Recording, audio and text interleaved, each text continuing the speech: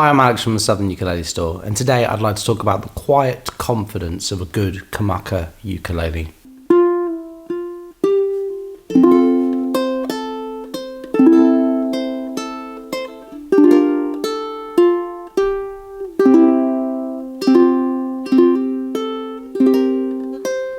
I always find it so fun to talk about KAMAKA or write about KAMAKA when I'm doing listings on the website, because so many of the things that we just take for granted today were invented by KAMAKA.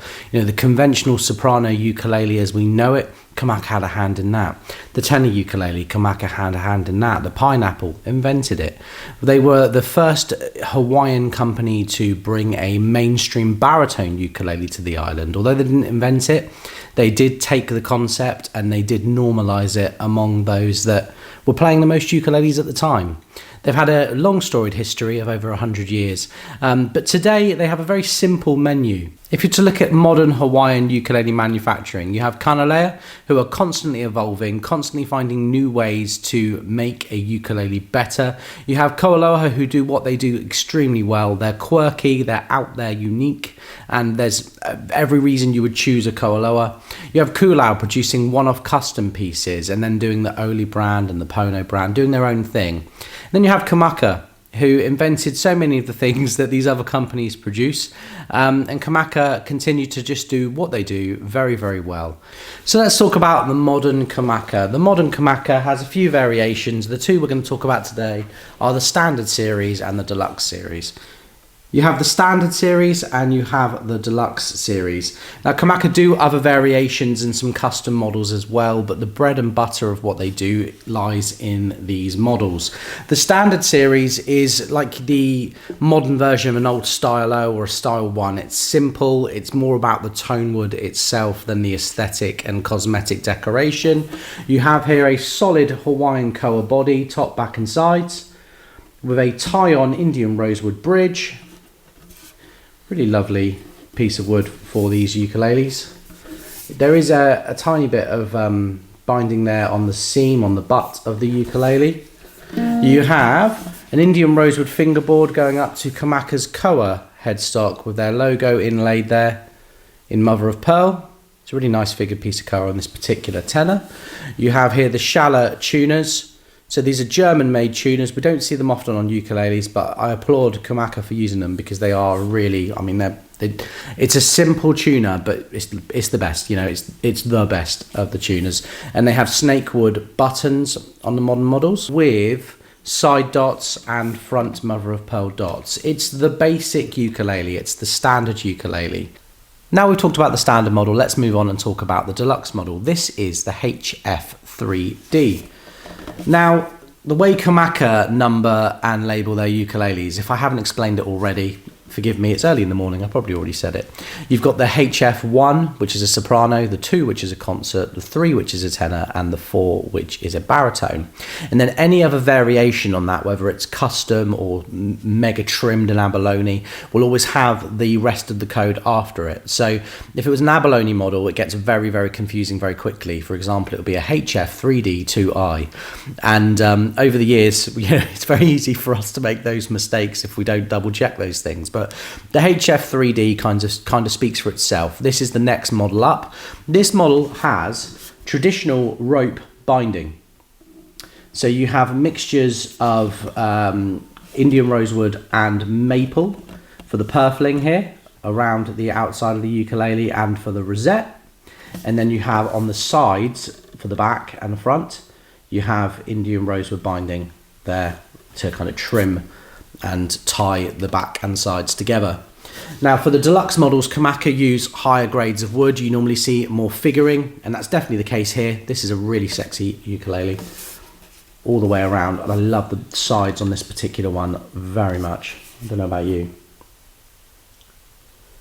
The rest of the ukulele spec is fairly familiar. You have here a tie-on Indian rosewood bridge, Indian rosewood fingerboard with mother of pearl dots and side dots, going up to a KAMAKA faceplate with the white mother of pearl inlay, and then more of those Shala tuners that I just raved about with the snakewood buttons. Let's talk about the finish. The finish on these ukuleles is a satin lacquer, which is a very traditional way of doing things, and it's something that I've noticed has really improved over the last 10 years. The only complaint people used to give me about KAMAKA ukuleles would be that the finish was a little bit uneven across the body, but that's not the case with the modern ones at all. This is extremely refined, and I like that it's thin enough that you can kind of still feel the resonance of the top when you talk over it, like I'm doing now. You can kind of feel your own vibrations travel through the ukulele, so it's an extremely responsive instrument. Do you ever get that when you walk in a music shop and you walk past something and you talk, or you kind of hear your footsteps reverberate through the instrument? That's, to me, that's like a sign of something that just really is desperate to make music, and that's something that you do find with all kamakas.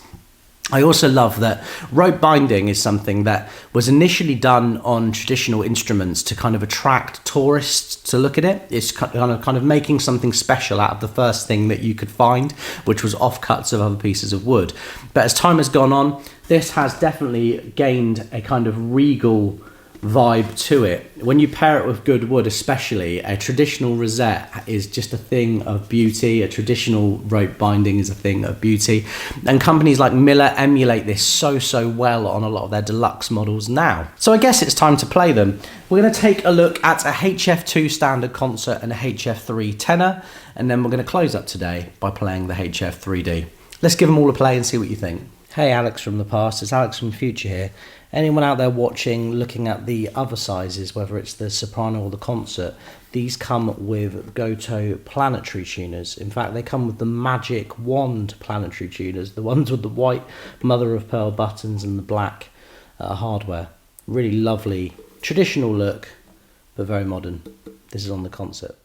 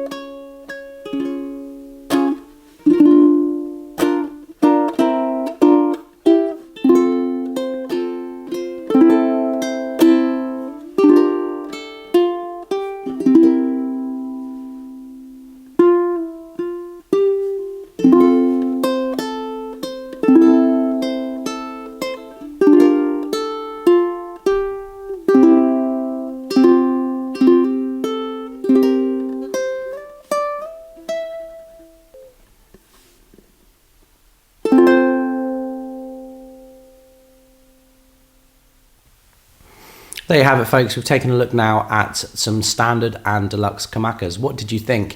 Are you a kamaka owner? Please do let us know in the comments section what your experiences with kamaka are. I'm going to share my own kamaka story with you now. So I've always been more of a kanile'a player. There's something about the kind of evolutionary thing of a kanile'a that's attracted me to it.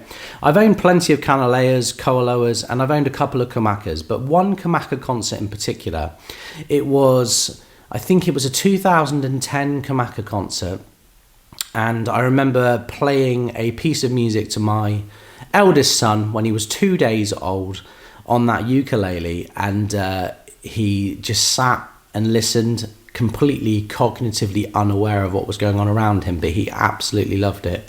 And I always regret getting rid of that ukulele, and I think that's something that all ukuleles and all musical instruments have, you know, those stories that make them special. But for me, there's something about family and kamaka that just resonates really well. And I really hope that hearing this video today has encouraged you to go and find a kamaka, or even better, click the links in this video to check out our available range of kamakas for yourself. I'm Alex, folks. Thank you so much for watching. I'll be back very, very soon.